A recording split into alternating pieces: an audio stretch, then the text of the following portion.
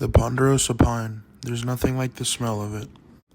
And there's nothing more majestic than the look of the pine trees in every backdrop of the Southwest. It's a signature tree of the Mountain West. It's hard to imagine what life in northern Arizona would be like without this rugged pine tree. What do you enjoy about the Ponderosa pine? I enjoy going on hikes and looking at the trees.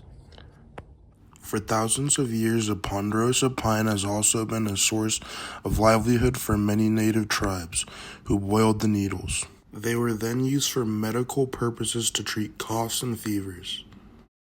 And they used nuts in the inner bark as a source of food. I used to go picking pine nuts with my family every early fall. I've been told that my early Apache ancestors have been doing it for thousands of years. I like to roast them and just eat them, just like sunflower seeds. Today, the wood is one of the most popular types used for construction, and it's a staple for the Flagstaff economy. But the Ponderosa pine is at risk, especially as record heat waves continue to hit Arizona, and as our planet continues to warm. A lot, but the average is really steadily ticking up. We've warmed about a degree total in the global average over the past 100 years. That number might even be a little underestimated. According to the latest global average surface temperatures listed by ClimateGov, Earth's temperatures have risen by an average of 11 degrees Fahrenheit per decade since 1850. And these heat waves are getting longer and hotter, putting the Ponderosa pine ecosystems at risk for changes over time.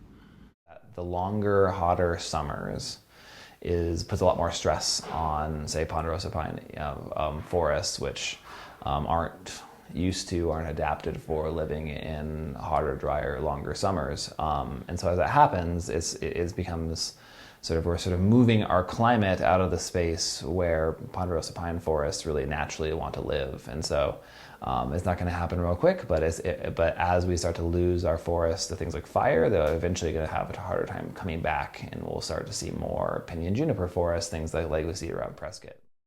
There are many actions individuals can take to stop the planet from warming, but the biggest steps involve voting for lawmakers who support large-scale policy changes.